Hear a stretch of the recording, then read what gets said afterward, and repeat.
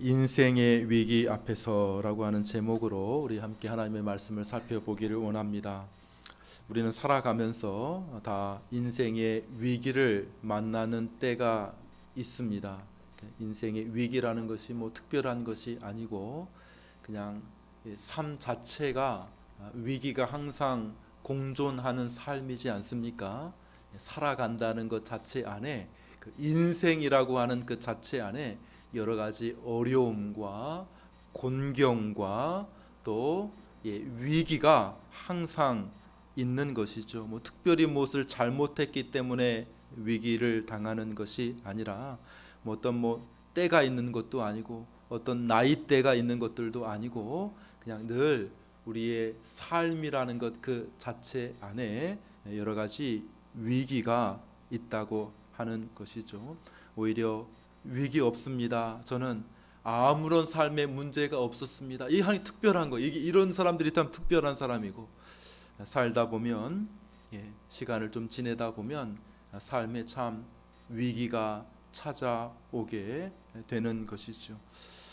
저희 가족 중에 이제 외할아버지가 계셔서 외할아버지가 6.25 때 이렇게 변을 당해서 돌아가시게 되었는데 그 전까지는 가족이 잘 이렇게 살았다는 거예요. 그래도 좀 여유롭게 좀 살았다는 것이죠. 그런데 6.25 때에 이제 가장이 갑자기 돌아가시게 되니까 가정이 굉장히 큰 어려움을 당하게 되었다는 것입니다. 뭐 갑자기 남편을 잃게 되니까 그 아내도 굉장히 큰 충격을 받고 병에 걸려서 이렇게 시름시름 앓게 되는 일들이 있다 보니까 어린 자녀들은 줄줄줄줄줄줄 이렇게 있는데 그런데 뭐 부모들이 이렇게 한 분은 돌아가시고 한 분은 병에 걸리고 이렇게 하니까 너무나도 뭐 설명하지 않아도 그죠? 설명하지 않아도 저는 뭐 직접 우리 외할아버지 외할머니를 뵌 적이 없죠. 근데 이렇게 들은 이야기입니다. 어머니 통해서 들은 이야기, 또 우리 그 친척들을 통해서 들은 이야기이죠. 근데 막 어린 아이들이 줄줄줄줄 이렇게 있는데 뭐 다 어렵지 않겠습니까? 가장 큰 첫째 딸, 저로 말하면 큰 이모가 되겠죠. 첫째 딸이 저기 강원도 저 강릉에 사시다가 이 서울로 와서 이 공장에 다니면서 이제 어린 동생들 그죠? 우리 자녀들 부양하느라고 뭐 대학 뭐 학교 뭐 고등학교도 졸업하기 전에 다 와서 있죠. 큰 외삼촌이 되겠죠. 첫째 아들 장남이 또 와서 또 공장에 취직해가지고 또 뭐 이렇게 뭐 아직 어린 나이인데도 불구하고 이렇게 일해서 또 우리 동생들 가족들 부양하고 일이 다 설명하지 않더라도 정말 많은 어려움이 있지 않겠습니까? 뭐 평화롭고 그래도 꽤 유복하게 살다가 갑작스럽게 6.25가 터질 줄 누가 알았겠습니까? 그죠? 전혀 대비하지 않고 있었는데 6.25가 터지고 또 사망하고 또 가정이 풍전등화의 위기에 닥치게 되지 않았겠습니까? 다 뭐 어려운 시기죠. 그 당시에는 우리나라 6.25를 통해서 막 수백만 명이 죽었으니까요. 뭐 단지 뭐 한두 가정의 문제가 아니죠. 모든 가정이 다 어려운 뭐 한두 사람 뭐 죽고 이렇지 않은 가정이 없을 만큼 막 모두가 다 뭐 전쟁의 쑥대밭 가운데 있었으니까 다 어려움의 위기에 처해지게 되었을 것입니다. 우리의 삶에도 갑작스러운 위기가 찾아올 때가 있을 것입니다. 평온한 삶에 큰 풍랑이 일죠. 뭐 그것이 무엇이 되었든지 갑작스러운 사고가 내가 예상치 못했던 준비되지도 못했는데 갑작스럽게 사고가 이렇게 일어남으로 인해서 삶이 갑자기 그 백척간두의 위기 속에 이렇게 이렇게 맡기게 되지 않습니까? 혹은 뭐 갑작스러운 병으로 말미암아 뭐 건강하게 일하던 사람이 갑자기 큰 병을 얻게 되어서 뭐 힘들어지기도 할 수가 있겠죠. 잘 다니던 직장에서 갑자기 책상이 훅 빠지더니만 실직을 하는 그러한 일들로 인해서 뭐 여러 가지가 있겠죠. 여러 가지 기타 등등의 우리가 뭐 헤아릴 수 없을 많은 이유와 사유와 뭐 원인들이 있을 수 있겠죠. 갑자기 우리의 삶이 위기에 처해질 때가 있을 것입니다. 요즘에는 뭐 세계 전체가 위기 앞에 서 있는 느낌입니다. 그렇죠? 코로나라고 하는 그 세계적인 그 팬데믹이 지금 2년째 이렇게 계속되고 있습니다. 백신을 맞고, 그래서 많은 사람들이 거의 수많은 사람들이 백신을 다 맞고 이제 좀 어느 정도 잡힐까 했는데 오히려 잡히기는커녕 더 크게 확산되지 않습니까? 최근 뉴스에도 막 5천 명이 넘는다는 거예요. 5천 명. 새로운 변이 오미크론인가요? 오미크론이라고 하는 새로운 변종이 생겼는데 확산력이 더 크다는 것입니다. 그래서 저도 막 굉장히 주의가 되더라고요. 계속 연락이 와요. 요즘에 왜 탁구 안 오십니까? 연락이 와요. 그래서 제가 탁구 하려고 가겠습니다. 탁구 해야지 해야 되는데 또 뻥뻥 터지는 것 같아요. 그래서 막 5천 명 막 이렇게 되니까 이것도 운동하기가 좀 어렵지 않는가? 좀 더 좀 딜레이 해야 될 것 같아요. 탁구를 가야 되는데 가겠습니다. 연락을 막 하고 문자를 보내고 이번 주에는 꼭 가겠습니다 했는데도 이게 위기예요, 위기. 언젠가 이렇게 지나가다 보니까 한 저녁 한 7시 반 정도 됐나요? 벌써 불이 꺼져 있더라고요. 벌써 탁구장 벌써 오래 해야 되거든요. 탁구장이 벌써 불이 꺼져 있어요. 이게 위기에 탁구장도 위기겠죠. 사람들이 안 와요. 탁구장에 막 이렇게 움직이면서 이렇게 해야 되니까 이게 운동도 정부에서는 쿠폰을 주더라고요. 실내 운동 좀 하십시오. 실내 운동이 너무 지금 안 되고 있는 거예요. 너무 안 돼가지고 위기 상황이니까 다 고사하게 생겼어요. 이 실내 운동 탁구며 배드민턴이며 누가 그런 좁은 공간에서 막 운동하려고 하겠습니까? 그러니까 고사하니까 예를 들어 8만 원 이상 이렇게 끊으면 3만 원 나라에서 지원해 주겠습니다. 문자가 와요. 문자가. 실내 운동을 좀 살려야 되겠다. 이대로 두었다가는 큰일 나겠다. 이렇게. 이게 실내 운동만의 문제입니까? 지금 모든 소상공인 자영업자들의 모든 문제가 지금 벼랑 끝에 다 몰려 있는 그러한 문제가 될 수밖에 없는 것이죠. 열심히 준비해 가지고 부푼 기대를 가지고 이렇게 개업을 하고 이렇게 했는데 코로나의 찬바람으로 인하여서 모든 사람들이 누가 이럴 줄 알았겠습니까? 누가 너무나도 힘든 그런 어려운 상황에 처해지게 되는 것이죠. 그냥 전 세계가 전 세계가 위기 가운데 사로잡혀 있습니다. 여행 업계는 말도 할 것 없이 학교 학생들도 학교를 가지 못하고 공부를 하지를 못하니까 학생들도 위기라고 할 수 있겠죠. 교사들도 학생들을 만나지 못하니까 위기라고 할 수 있겠죠.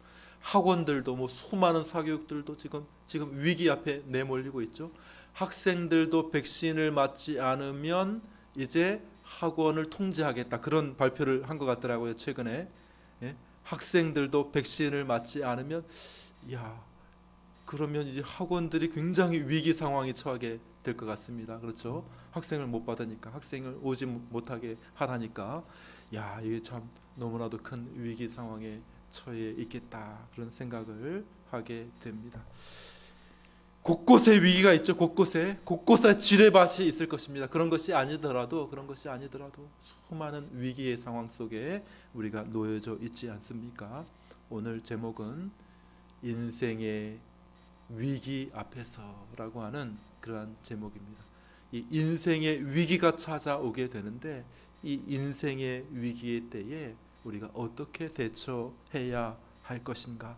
하나님은 그때 우리에게 뭐라고 말씀하시는가 하는 내용이 되겠습니다. 오늘 본문에 나와 있는 야곱이라고 하는 인물이 나오죠. 야곱이 위기를 맞고 있습니다. 우리 24절 말씀입니다. 24절 우리 한번 같이 읽어볼까요? 24절 읽습니다. 시작. 야곱은 홀로 남았더니 어떤 사람이 날이 새도록 야곱과 씨름하다가 야곱이 인생의 위기 가운데 처해져 있습니다. 야곱은 우리가 잘 알지요. 쌍둥이 형제였습니다. 에서, 야곱, 에서가 형, 야곱이 동생이었습니다. 그런데 이렇게 장자권을 가지고 이렇게 서로 갈등하다가 이제 야곱이 집을 뛰쳐나오고 도망가게 되는 그런 신세가 되죠. 왜냐하면 형이 이제 막 눈이 벌게져 가지고 내가 이 동생 야곱을 내가 죽여버리겠다. 이제 아버지 조금 있으면 아버지 나이 많아 가지고 이제 아버지 조금 있으면 돌아가시는데, 아버지 살아 있는 동안에는 그렇게 하지 못하겠지만 이제 아버지 돌아가시면 내가 이 야곱 놈을 내가 그냥 두지 않겠다. 내가 당장 죽여버리겠다. 막 눈이 충혈되고 벌겋게 돼 가지고 야곱을 죽이겠다고 하니까 엄마가 이래서는 안 되겠다. 야곱을 저기 멀리 있는 외삼촌 집에 보내게 됩니다. 홀홀 단신으로 야곱이 이제 떠나게 되죠. 거기서 꽤 열심히 일을 했습니다. 성실하게 갖은 고생을 다 해서 야곱이 처음에는 혼자 갔지만은 이제 이렇게 좀 모아놓은 게 있게 되었어요. 그래서 거기서 결혼도 하고 또 가족도 생겨지게 되고 자녀도 생겨지게 되고 또 꽤 양과 소가 좀 많이 늘어나게 되고 열심히 하다 보니까 꽤 부자가 되었습니다. 그러니까 그 외삼촌이 보는 눈이 별로 좋지가 않아요. 자기 거 다 뺏어 가지고 야곱이 부자가 되었구나 이런 눈으로 보는 것 같아 가지고 야곱이 거기서 견딜 수가 없어서 이렇게 집을 나와야 되겠다. 다시 내 고향으로 돌아가야 되겠다. 이런 생각을 가지고 말하지 않고, 말했다가는 잡히게 될 것 같아요. 말했다가는 그 외삼촌 라반이 허락을 안 할 것 같아요. 그래서 몰래 야반 도주를 하게 됩니다. 그래서 원래 집이 좀 거리가 있었던 것 같아요. 바로 옆집이 아니라 몰래 먼저 이렇게 양들 종들 이렇게 보내가지고 저기 풀 뜯으러 가는 척하면서 너희들은 저기 먼저 출발해. 그리고 이렇게 그 가족들, 자녀들, 아내들 이렇게 해가지고 이렇게 멀리 도망을 가게 됩니다. 야반 도주를 한 것이죠. 근데 나중에 3일이 지나가지고 외삼촌 라반이 그걸 깨닫게 된 거예요. 야곱 어디 있어? 야곱 찾아봐. 야곱 없습니다. 며칠 전에 저쪽으로 간다고 했는데 야곱이 도망쳤다. 이렇게 하면서 이 외삼촌 라반이 장정들을 데리고 막 야곱을 추격해 온 거예요. 그러니까 여기는 애들도 있고 또 아내들도 있고 여인들도 있고 막 이렇게 하니까 3일 길을 먼저 출발했다 하더라도 이 장정들이 막 이렇게 동물들 짐승들 타고 막 달려오니까 다 점점 따라잡히게 된 겁니다. 잘못했다가는 크게 종을 칠 뻔해서 큰 탈을 있는 거 다 빼앗기고 다시 질질질 끌려가지고 그냥 외삼촌 라반 집에 끌려가가지고 평생 종로로 탈 뻔했는데 하나님께서 은혜로 탁 막아주셨어요. 밤에 라반의 꿈에 나타나셨어요. 라반아, 너 내 종 야곱 건드리지 말아라. 이렇게 하면서 하나님께서 경고를 딱 하신 거예요. 그러니까 라반이 하나님을 만나고 나서 원래 계획대로라고 하면 막 그냥 좁혀가지고 질질질질 끌어가지고 다시 집에 데려가는 게 원래 계획인데 하나님이 탁 막으셔서 평안히 가라. 우리들은 다 친족 아니냐. 너 왜 그랬냐. 내가 좀 서운했다. 이렇게 한마디 하고 네가 얘기했으면 내가 안 보냈겠느냐. 이렇게 하면서 이렇게 한번 꾸짖고 그래도 평안하게 가라고 이렇게 보내주게 되죠. 위기를 겨우 넘긴 것 같습니다. 그런데 오늘 본문은 더 큰 위기 앞에 서 있는 거예요. 야곱이. 자, 이제 외삼촌 라반으로부터는 이제 벗어나서 이제 자유를 얻게 됐습니다. 이렇게 잘. 그런데 앞에 더 큰 위기를 만나게 됩니다. 무슨 위기요? 한 고비를 넘겼는데 에서라고 하는 형 에서, 그 20년 전에 그 도망쳐 나올 때에 형 에서가 나를 죽이겠다고 했잖아요. 에서를 만나야 되는 거예요. 고향으로 돌아가기 위해서는 반드시 형 에서가 있는 세일 땅을 지나가지 않으면 안 되는 거예요. 형한테 신고하지 않으면 절대로 이 가나안 땅에 살 수가 없게 되는 것이죠. 그래서 에서를 만나야 되는데 이거 어떻게 할까? 20년 시간이 지나긴 했지만은 에서의 마음, 형의 마음이 어떤지를 지금 아직 잘 모르는 거예요. 그죠? 그래서 야곱이 참 안절부절 노심초사 이렇게 하다가 야곱이 이제 알아보려고 종들을 좀 보냅니다. 가서 먼저 야곱, 에서 당신의 그 동생 야곱이 그 외가댁에서 이제 돌아옵니다. 인사하러 왔습니다. 소식 알려드리러 왔습니다. 이렇게 인사하고 잘 상황을 좀 잘 살펴보고 좀 와라 이렇게 이야기를 한 것이죠. 종이 이렇게 갔다가 와서 소식을 전해주는데 인사를 드리고 또 야곱 당신이 온다는 말씀을 잘 전해드렸습니다. 그러니까 어떻든 그 형 안색이 어떻든 형이 뭐라고 하든 이렇게 물어보니까 아무 말이 없이 장정 40명을 동원해서 400명을 동원해서 지금 이리로 오고 있습니다. 이런 말을 하고 있는 거예요. 아무 말이 없었습니다.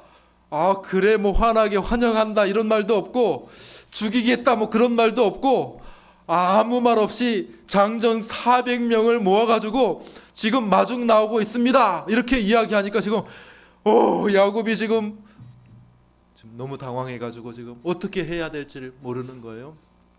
야곱 앞에 큰 위기가 닥쳐오게 된 것이죠. 여러분들이라면 어떻게 했겠습니까? 위기의 상황이 탁 닥쳐오게 되면 여러분들이라고 하면 그 위기의 상황 어떻게 대처하겠습니까? 삶에 여러 가지 위기가 있죠. 그죠? 여러분들도 삶의 위기를 좀 많이 만나셨죠? 어린이들이야 뭐 잘 모를 수 있겠지만은 그죠? 우리 나이가 드신 우리 나이가 지긋하게 드신 우리 분들은 삶의 위기가 많이 있었죠? 고개 좀 끄덕여 보세요. 전혀 없었습니까? 지금까지 그냥 그 비단길만 쫙 순탄하게 이렇게 오셨습니까? 위기가 있지 않았겠습니까? 다 삶에 굴곡이 있고 위기가 어떻게 그 위기를 넘기셨습니까? 그 위기 상황 어떻게 대처하셨습니까? 여러분들 야곱은 지금 어떻게 대처하고 있는가 하는 것을 우리가 보려고 하는 것이죠. 야곱은 정말 머리가 똑똑하고 비상한 사람입니다. 쌍둥이 형제지만은 에서하고는 좀 달라요. 에서는 좀 이렇게 그냥 생각은 좀 잘 안 하는 사람 같아요. 에서는 행동파. 에서는 막 그 남자다워요. 그리고 막 목소리도 굵고 또 털도 여기 막 북실북실 나 있고 사냥을 좋아하고 외향적입니다. 생각 별로 안 해요. 배고프면 그냥 장자권 그냥 막 팔아버려요. 팥죽에 그냥 팥죽 한 그릇에 뭐 계산 잘 안 합니다. 계산. 에서는 그런 사람이었어요. 야곱은 굉장히 철저하게 생각하고 막 그런 사람이에요. 오늘날로 말하면 야곱은 좀 연구직에 들어갈 사람, 연구직. 에서는 뭐라 그럴까 막 일하고 막 힘으로 일하고 막 그런 쪽이라면 야곱은 좀 성품도 조용해요. 뭐 집에서 책 읽기 좋아하고 그 다음에 뭐 이렇게 계획 세우기 좋아하고 말하기 좋아하고 뭐 이런 거를 잘하는 그런 사람이죠. 철저하게 계산. 그런 사람들이 조금 이렇게 남들이 좀 우습게 보이잖아요. 생각을 많이 남들 힘은 없고 하니까 남들 이렇게 등쳐먹고 속이고 이렇게 하는 스타일이에요. 야곱이 좋게 하면은 뭐 좋겠지만은 또 이렇게 힘이 없고 연약하고 힘으로 할 수 있는 일은 별로 없으니까 생각 많이 하고 계획하고 철저하게 잘 세워서 이렇게 하면 살겠구나 그런 스타일의 사람이 이제 야곱이라고 이해하시면 됩니다. 에서는 막 생각 없이 덤벙덤벙 듬성듬성 이렇게 살아가는 그런 사람이 에서라고 하면 야곱이 인생의 위기 앞에 어떻게 대처하게 되었을까요? 그의 품성대로 그의 어떤 특성대로 나름대로 이 위기를 어떻게 돌파하지? 하는 꾀쟁이 야곱은 아주 꾀가 많고 생각이 많고 철저하고 논리적이고 그런 사람이 야곱이라고 하는 사람인데 야곱이 그 계획대로 많은 생각을 하고 치밀하게 계획을 세워서 이 위기를 돌파해 가려고 합니다. 어떻게 돌파할까요? 참 재밌습니다. 여러분들 이거 한번 성경을 읽어보십시오. 야곱이 어떻게 이 위기를 돌파하나. 형이 이렇게 오는데 소식을 들어보니까 형이 400명의 장정을 데리고 온다더라. 근데 왜 오는지 아무것도 알려주지 않았어요. 야곱을 죽이러 가겠다 그러면은 미리 튀면 돼. 그죠? 거리가 이미 있으니까 미리 튀어버리면 돼. 모르겠다 도망가자 이렇게 할 수도 있어요. 환영하러 온다 그러면은 이제 마음 놓고 이제 가면 될 것 같아요. 그런데 아무 얘기가 없다는 거예요. 아무 말 없이 400명의 장정들과 함께 온다는 것 아닙니까? 야곱이 이거 어떡하나 이게 무슨 의미이냐. 같이 오는데 조금 있으면 이제 만나게 될 텐데 하루길 정도 뭐 이틀길 정도 떨어졌나요? 이렇게 점점점 거리가 좁혀지면서 이제 좀 만나게 될 텐데 어떻게 할 것인가? 야곱이 그렇다고 해서 동생이 이제 어디 뭐 다른 데 갈 수도 없고, 나는 이제 라반도 떠나왔고 이제 가나안 땅에 정착해서 살아야 되는데, 이 좁은 땅덩어리, 가나안 땅이라고 해봤자 뭐 큰 나라가 아니거든요. 우리나라 강원도 정도 되는 나라예요. 전체가 이 가나안이라고 하는 이 지역이, 이스라엘 지역이. 그러니까 뭐 어디에 살든지 다 만날 것 아니겠습니까? 이 에서를 어떻게 피할 수가 있겠습니까? 한 번은 반드시 부딪혀야 될 문제고, 한 번은 반드시 넘어야 할 산에 대한 문제이니까 어떻게 해야 되겠습니까? 야곱이 어떻게 할까? 나름대로 최선을 다해 계획을 세웁니다. 처음에는 이제 선물 공세를 하면, 선물 공세. 그동안에 모아왔던 그 양, 소, 낙타 뭐 이런 것들이 있지 않습니까? 그래서 그것도 선물도 한 번에 나누는 게 100마리, 200마리, 뭐 20마리, 30마리 이렇게 섞어가지고 잘 좋은 선물 팩을 이렇게 싸가지고 앞서 버립니다. 앞서서 이렇게 먼저 가라, 너희들은 먼저 가. 그래서 야, 이건 뭐냐 이거. 그러면 당신의 동생 야곱이 그 형님께 드리는 예물입니다. 이렇게 이야기해서 좀 선물 공세로, 이게 마음을 조금 이렇게 누그러뜨리겠다는 거예요. 마음을 좀 풀겠다는 것입니다. 여러분들 선물 받으면 좀 마음이 풀어져요? 어떻습니까? 그 뇌물입니다. 뇌물이에요, 뇌물. 그 뇌물을 받으면 사람들이 마음이 풀어요, 뇌물. 근데 한 번만 준 게 아니라 또 2번 주는 거예요, 2번. 또 그 다음에 또 거리를 또 두고 또 한 번으로 가지고 이게 뭐야 이렇게 할까봐 또 선물 또 보내는 거예요. 또 2번에 걸쳐서 또 선물을 보내고, 이렇게 그 다음에 때를 나누는데 순서대로 그냥 한꺼번에 다 가서 만나는 것이 아니고, 순서를 정해서, 사람을 순서를 정해서 이렇게 일렬로 쭉 세웁니다. 그 순서가 뭐냐면 자기가 좋아하지 않는 순서로 세워요. 제일 마음에 들지 않는 아내부터 딱 앞세 세워요. 아내가 넷이 있는데 제일 마음에 들지 않는 아내와 그 자녀들, 그리고 그 다음에 마음에 들지 않는 자녀와 아내와 그 자녀들, 그 다음에 순서대로 쫙 세워가지고 맨 끝에는 누구겠어요? 제일 총애하는 아내와 그 자녀들, 이렇게 순서대로. 와, 야곱이 얼마나 꾀가 많은지 몰라요. 그래서 만약에 형 에서가 저 앞에 사람을 죽인다, 그러면 우리 뒤에 사람들은 그때 빨리 도망치자. 모르니까, 에서의 상황을 모르잖아요. 에서의 마음이 뭔지 모르니까 야곱이 지금 할 수 있는 한 모든 계획을 다 짠 거예요. 먼저 선물을 잘 보내가지고 마음 풀어졌나 참 확인해 보는데, 칼 들고 막 설친다. 그러면은 이제 뒤에 사람들은 다 도망쳐야 되니까 이렇게 쫙 이렇게 그 순서대로 쫙 도열시켜서 만나게 하고 난 다음에, 자기 같으면 자기가 남자라면 자기가 제일 앞에 서야 될 거 아니겠어요, 자기가. 근데 자기는 안 건너가요. 강을 안 건너가. 강을 안 건너가고 계속 야복강가에 이렇게 있는 거예요. 먼저 다 보내고, 종들도 다 보내고, 짐승도 다 보내고, 가족들도 다 앞세우고, 자기는 이 야복강가에 계속 머물러 있는 겁니다. 근데 꾀를 다 했어요. 모든 계획을 다 세워가지고 모든 자기가 할 수 있는 다 노력을 다 했는데도 불구하고 어때요? 마음이 평안합니까? 어떻습니까? 마음이 여전히 불안한 거예요. 어떻게 해야 될지 모르겠는 거예요. 자신의 한계 안에 있는 것입니다. 한계.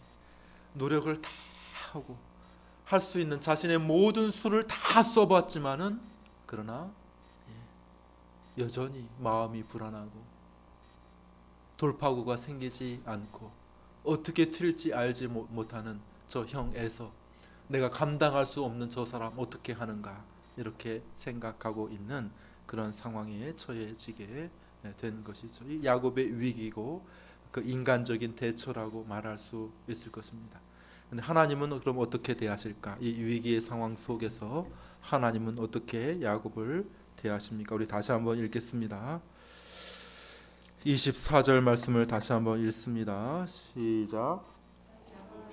홀로 남았더니 어떤 사람이 날이 새도록 야곱과 씨름하다가, 갑자기 야곱이 이제 다 계획을 짜고 이제 사람들을 다 보내고 홀로 이 강가에 남아 있다는 것입니다.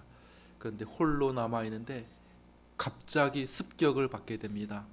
어떤 한 사람의 습격을 받게 돼요. 그래서 야곱이 홀로 남았는데 어떤 사람이 날이 새도록 야곱과 씨름하였다 이렇게 이야기가 되죠. 그래서 씨름이라고 하는 것은 막 우리나라 전통 그 민속 씨름 그런 것처럼 신사적인 씨름이 아니에요. 우리는 되게 신사적이지 않습니까? 우리는 그 삿발을 이렇게 메고 공정하게 그죠?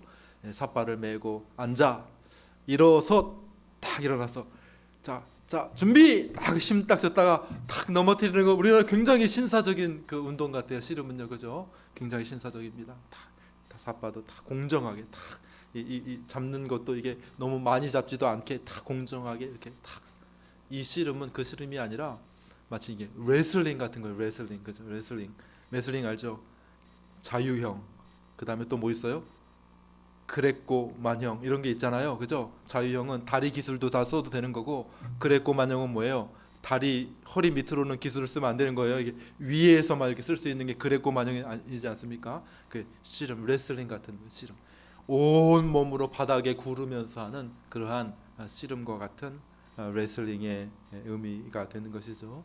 어떤 사람이 갑자기 야곱을 공격하는데 그냥 뭐 한 번 넘어지면 끝나는 그런 씨름과 같은 우리나라 민속 씨름과 같은 그런 씨름이 아니라 막 날이 새도록 밤에 시작했는데 날이 새도록 계속해서 야곱과 씨름을 하였다라고 이야기를 하고 있는 것이죠. 야곱이 씨름을 합니다. 야곱이 계속해서 이기려고 승리를 하려고 몸부림을 치지만은 야곱이 이길 수가 없는 그러한 씨름을 하게 되죠. 누가 누구인지 알지 못한 이 사람이 도대체 형 외삼촌 라반이 보낸 사람인지 아니면 형 에서가 보낸 사람인지 누군지는 잘 알지 못하는데 계속해서 야곱과 씨름을 왜 이런 씨름을 해야 되는지 왜 갑자기 나를 습격을 했는지도 잘 모르는데 계속해서 야곱이 씨름을 하게 됩니다. 그런데 이 씨름은 무엇입니까? 이 씨름은 바로 하나님을 대면하는 것이죠. 이 씨름의 의미는 뭐냐면 하나님 앞에 우리 성도의 기도라고 말할 수 있습니다. 기도로 씨름하는 것과 같은 것이죠.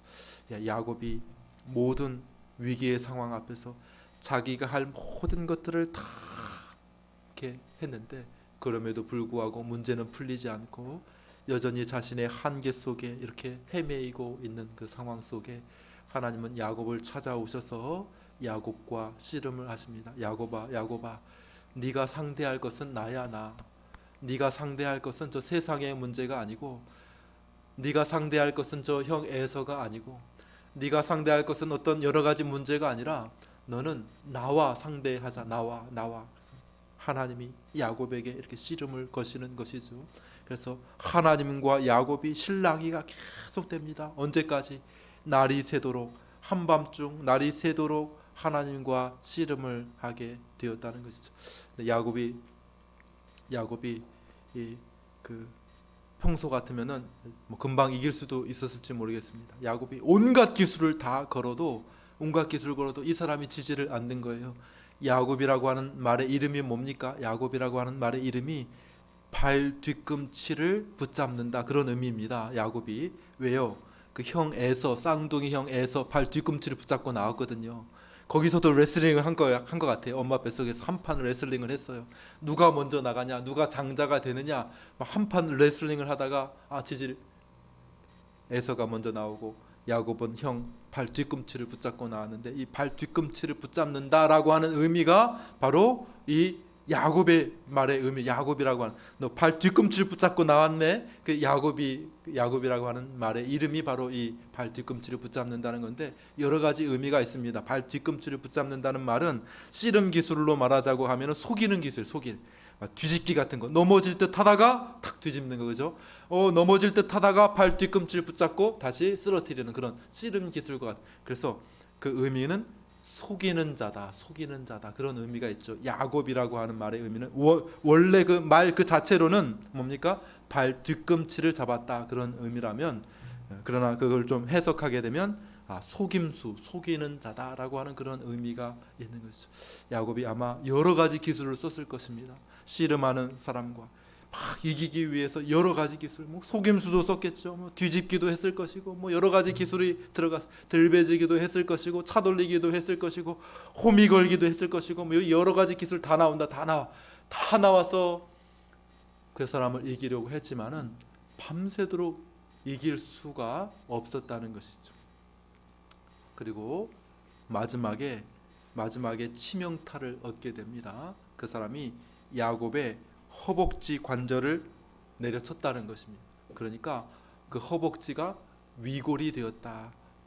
부러졌다는 게 허벅지 관절이 부러지게 되었다. 이게 어긋나게 되었다. 그렇게 이야기를 하고 있습니다. 그러니까 이제 뭐 게임이 끝난 것이죠.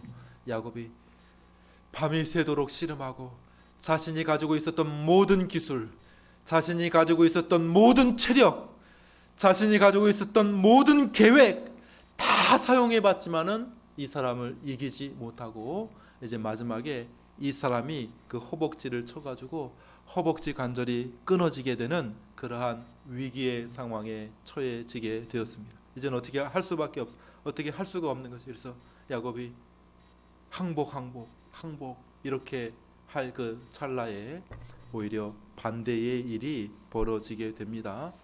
아니야 야곱 그만하자. 네가 이겼다. 이렇게 하나님께서 말씀해 주셨다는 것이죠. 자, 여기서 어떤 사람이라고 나오는 그 사람은 누구냐? 하나님이라고 분명히 말씀하고 있지요. 성경 말씀 우리 한 구절 더 볼까요? 한번 보겠습니다. 28절 말씀 우리 같이 읽겠습니다. 읽습니다. 시작. 그가 이르되 내 이름을 다시는 야곱이라 부를 것이 아니요 이스라엘이라 부를 것이니 이는 내가 하나님과 및 사람들과 겨루어 이기었음이니라. 이 의미가 무엇인지를 설명해 주고 있죠. 누군지 모르게 습격을 해서 밤이 새도록 야곱이 이렇게 씨름을 하게 되었는데 처음에는 누군지 몰랐을 텐데 하다 보니까 이분이 좀 심상치 않은 사람이라는 것을 알게 됩니다. 아무리 기술을 걸어도 기술이 들지를 않아요. 힘을 보니까 금방 나를 이길 것 같긴 한데 또 나를 이기지도 않아요. 희한한 싸움이 계속되는 거예요. 희한한 씨름이 계속되고 있는 것이죠. 근데 알고 보니까 야곱이 느꼈을 것입니다. 어떻게 된 거야? 야, 이상하다. 이상한 씨름다 보겠네. 저 사람은 도대체 누군 거야? 이렇게 했는데 나중에 알고 보니까 이 사람이 누구라고요? 하나님이라고 말씀하고 있는 것이죠. 야곱이 밤이 새도록 하나님과 씨름을 하였다라고 하는 그 의미가 무엇입니까? 바로 하나님의 백성들의 영적인 체험을 말하는 것이죠. 위기의 상황 속에서 하나님을 붙들고 하나님이 찾아오셔서 하나님을 만나서 기도로 씨름하고 있는 그러한 영적인 삶의 모습을 보게 되는 것이죠. 왜 하나님께서 야곱을 찾아오셔서 이와 같이 씨름을 거셨을까요? 첫 번째 이유는 야곱이 그 무슨 기술로도 안 된다. 야곱의 그 못된 기질, 야곱의 그 못된 습성, 자기 자신을 의지하는 마음, 자신의 철저한 계획을 의지하는 마음, 그런 것들 다 빠져나가도록 그런 쓴물 단물 다 빼고 하나님 앞에 온전히 서게 하기 위한 하나님의 방법이었다고 말할 수가 있겠죠. 완전히 코너에 몰아놓으신 것이에요. 코너에. 사람은 조금이라도 틈이 있으면, 조금이라도 가능성이 있으면 하나님 안 찾는 거죠. 그렇죠? 요렇게 하면 내가 할 수 있을 것 같아. 내가 조금만 더 요거 노력하면 내가 요거 할 수 있을 것 같아. 이러면은 결코 하나님께 나오지를 않습니다. 여기에 조그만 희망의 빛이라도 있으면은 절대 자기 노력해가지고 자기가 그거 하려고 하지 하나님 의지하지 않으려고 하는 것이죠. 그러니까 하나님께서 야곱 붙들고 야곱을 완전히 코너에 몰아놓으셔서 저 에서라고 하는 저 큰 산, 큰 장벽을 이렇게 세워 놓으셔가지고 야곱이 어디 틈이 보이지 않아요. 아무리 노력하고 아무리 생각하고 아무리 계획하고 아무리 속임수를 쓰려고 해도 저 큰 장벽과 같은 저 에서가 어떻게 나올지 알지 못하는 것이, 아무리 노력을 하고 힘을 쓰고 기술을 다 부려도 이 사람이 도대체 넘어질 그런 기미가 보이지 않는 그런 야곱의 모습 속에서 그 위기의 상황 앞에서 하나님께서 야곱의 그 나쁜 기질, 인간적인 속임수, 책략, 교활함, 그런 모든 것들을 다 내려놓게 하시는 것이 바로 이 야곱의 씨름의 의미라고 할 수가 있습니다. 야곱, 너 해보려면 해봐라. 너 가지고 있는 기술, 너 똑똑하지, 너 힘 있다고 하지, 너 아직 젊지, 너 그래, 너 경험 있지, 경험 그동안에 다른 사람들 다 속여 먹었잖아. 너 아버지도 속이고 외삼촌 라반도 속이고 이 사람도 속이고 저 사람도 속이면서 잘 살아왔지. 지금까지는 네가 위기 상황 잘 이렇게 삶을 컨트롤하면서 잘 살았지. 그래, 한번 해봐라. 네가 가지고 있는 모든 그 노력을 가지고, 네가 가지고 있는 그 총명함을 가지고, 능력을 가지고, 기술을 가지고, 경험을 가지고 해봐라. 그런데도 안 되는 거예요. 안 되는 거예요. 두 손 들 수밖에 없어요. 밤이 새도록 모든 기술을 걸고 모든 힘을 다하고 모든 계획을 다해도 안 된다는 것, 야곱에게 알려주시기 위해서 하나님께서 야곱을 찾아오셔서 씨름을 거셨다라고 하는 것이죠. 그러므로 이 씨름 통해서 우리에게 알려주시는 것은 뭡니까? 위기 상황 속에서 어떻게 하라고요? 너 하나님 좀 바라봐라. 네 힘으로, 네 능력으로, 네 총명함과 똑똑함으로, 네 경험으로 이 위기 이기려고 하지 말고 제발 나 하나님을 좀 바라봐라 라고 하시는 말씀이 바로 이 씨름에 담겨 있는 의미라고 할 수 있을 것입니다. 네 노력으로 되면, 조금이라도 틈이 있으면은, 그러면 네가 네 스스로 하려고 할 테니까 사방을 딱 꽉꽉 막으셔서 조금도 틈이 없고 조금도 도망칠 틈이 없는 코너에 몰아넣으셔서 하나님께서 야곱과 이제 단둘이 상대를 하시는 것이죠. 하나님을 붙들고 씨름하라는 것입니다. 너 이제 다른 방법 없으니, 다른 모든 방법 다 해봤으니 너 하나님께 나와서 좀 하나님과 좀 승부를 보자. 하나님과 좀 씨름 좀 해보자. 그냥 기도로 한번 승부를 내보자. 다른 방법 없잖아. 다 해봤잖아. 그러니까 기도 한번 해보자. 이렇게 하나님께서 초청하시는 것이라고 말할 수가 있는 것이죠. 자, 이 씨름의 두 번째 의미, 야곱의 씨름에 담겨져 있는 두 번째 의미는 무엇입니까? 그것은 한마디로 말하면, 한번 따라해 볼까요? 하나님께 인정받으면 세상을 이길 수 있다. 이것이죠. 하나님께 인정받으면 세상을 이길 수 있다. 이것이 야곱의 씨름에 담겨 있는 의미라고 할 수가 있습니다. 도무지 이 눈치 저 눈치 보느라고, 저 에서가 어떻게 나올지, 저 에서의 저 400명의 장정이 어떻게 나올지, 가나안 백성들의 삶은 어떨지, 가나안 사람들이 나를 받아주게 될지, 저 외삼촌 라반은 나를 어떻게 할지, 그리고 주변에 많은 이 세상의 사람들은 어떻게 할지, 내 종들은 어떻게 할지, 내 아내는 어떻게 할지, 내 아이들은 어떻게 할지, 모든 것들을 다 눈치 보면 머리 굴리고 생각하고 속이고 어떻게 하면 살아남을까, 이렇게 했던 그런 야곱의 삶이었지만은, 이 야곱의 씨름을 통해서 하나님께서 말씀하시는 것은 뭡니까? 내가 너와 함께하고 내가 너를 지지하면 너 괜찮아, 이렇게 말씀하시는 것이죠. 씨름을 합니다. 뼈가 위골이 됩니다. 야곱이 졌습니다. 하나님, 야곱이 울었다 그랬어. 울었다. 야곱이 울면서 하나님 내게 축복해 주십시오. 울면 지는 거잖아요, 그죠? 그런데 하나님이 아니야. 네가 진 게 아니야. 내가 졌다. 야곱, 네가 이겼다. 이렇게 말씀하셨다는 것입니다. 우리 다시 한번 읽어보겠습니다. 28절 하나님께서 말씀하시는 것을 읽습니다. 시작. 그가 이르되 내 이름을 이스라엘이라 부를 것이니 이는 내가 하나님과 및 사람들과 겨루 어떻게 했다고요? 이겼음이니라. 근데 이름을 바꿔주셨어요. 이름을 야곱이라고 하는 이름을 뭐라고요? 이스라엘. 그 의미가 뭐라고요? 하나님과 사람들과 겨루어 싸워 이겼다라고 하는 이름으로 바뀌어주셨다는. 너 이제 야곱 아니야. 너 이긴 사람이야. 너 하나님을 이긴 사람이야. 이렇게 불러줘.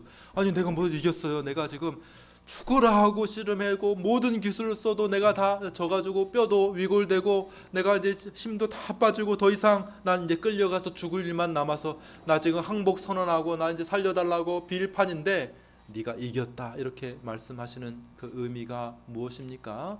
바로 하나님을 정말 대면하고 하나님을 만나고 하나님께서 인정해 주시는 사람에게는 이 세상의 모든 문제는 아무것도 아니라고 하시는 담대함과 용기를 주시려고 하시는 하나님의 의미가 담겨져 있는 것이죠. 사실은 하나님이 이겼죠. 당연히 뭐 금방 하나님이 이기시죠. 그렇지만 하나님께서 끝까지 상대해 주시고 야곱이 이긴 걸로 해 주신 이유가 무엇입니까? 야곱, 너 용기 가지고 살아라. 너 담대해라. 나하고 씨름해서 네가 이겼지 않느냐? 이렇게 하나님께서 말씀하고 계시는 것입니다. 에서 두려워하지 말아라. 에서의 400명 장정 두려워하지 말아라. 내가 너와 함께하고 내가 너의 승리를 선포하였으니 더 이상 이 세상 그 어떤 사람도 두려워하지 말고 담대하게 살아가라고 말씀하고 계시는 것입니다. 여러분들 이런 경험을 하셨으리라 믿습니다. 이것이 신앙의 경험이죠. 성도의 경험이죠. 기도의 경험 아닙니까? 너무나도 두렵습니다. 너무나도 불안합니다. 그런데 하나님과 기도하다가 새벽에 나와서 하나님 앞에 간절히 기도하다가 하나님께서 주시는 놀라운 평안함을 맛보게 되지 않습니까? 하나님께서 주시는 큰 위로를 받게 되지 않습니까?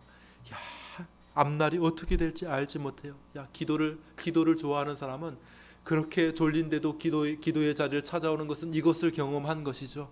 야, 기도를 했는데 정말 앞이 캄캄하고 정말 어떻게 될지 너무 불안하고 내가 할 수 있는 일이 없고 내가 모든 힘을 다하고 내가 가지고 있는 모든 노력을 다했는데도 해결될 기미가 보이지 않는데 하나님께 기도하다 보니까 뭐 상황이 바뀐 것은 전혀 없지만은 이상하게 자신감이 생겨. 이상하게 참 위로가 생겨. 참 희한하다. 참 어떻게 살아갈 힘이 다시 한번 생기는 거예요. 그러더니만 나의 상황을 완전히 다르게 보여. 상황이 전혀 다르게 보여요. 예전에는 막 절망이야, 절망. 그것만 봐도, 저 사람만 봐도 쥐구멍에 숨을 것 같고 그냥 너무 어둡고 죽을 것 같은 그런 답답함에 사로잡혀 있었는데 하나님 앞에 오래 있다 보니까 하나님 앞에 기도하고 눈물 흘리고 하나님과 씨름하고 애쓰다 보니까 희한해요. 상황은 전혀 달라지지 않았는데 힘이 생기고 위로가 생기고 담대함이 생겨지게 됩니다. 그래, 할 수 있다. 그래, 하나님께서 나보고 도와주시겠다고 하시는 것 같다. 그래, 뭐 상황이 어떻게 되든지 한번 지켜보자. 한번 기다려보자. 하나님이 도와주시겠지. 하나님께서 나와 함께 하실 거야. 뭐 이런 생각이 막 드는 것이죠. 이것이 바로 기도의 경험이고 기도의 능력이라고 말할 수가 있다라는 것이죠. 말씀을 맺습니다. 우리의 삶에 여러 가지 어려움이 있을 것입니다. 우리의 삶에 여러 가지 위기가 있을 것입니다. 저도 왜 위기가 없습니까? 왜 인생에 어려움이 없겠습니까? 이 시대, 이때에 교회를 개척한다는 것 자체가 위기예요. 위기 아닙니까? 위기. 요즘에도 교회 개척해. 교회 개척. 위기 아닙니까? 위기. 백척 간두에 서 있는 그 위기, 절벽에 서 있는 위기가 아니겠습니까? 그렇죠? 여기 사면초가 풍전등화 불면 막 꺼질 것 같아 그런 위기 아닙니까? 위기. 그죠? 이 시대에 교회 개척을 해. 교회 개척. 위기다. 위기가 아니겠습니까? 여러분들의 삶에도 위기가 있지 않습니까? 앞에서도 여러 가지로 얘기했지만은 코로나라고 하는 큰 위기가 있지 않습니까? 우리 어린이들도 위기가 있지 않습니까? 우리 학생들도 이 치열한 경쟁 속에서 공부한다는 것이 큰 위기 아닙니까? 그 아이들 속에서 살아간다는 것이 위기 아닙니까? 위기 아니면 왜 자살해요? 왜 왕따 돼가지고 왜 막 뛰어내리고 왜 죽겠습니까? 위기잖아요. 위기. 학생들도 살아가는 게 위기 아닙니까? 이 치열한 경쟁 속에서 청년들이 살아가는 것이 위기 아닙니까? 막 그 청년들 취업률이 막 너무나도 뚝뚝 떨어진다는 거예요. 직장을 얻기가 너무나도 어렵다는 것이죠.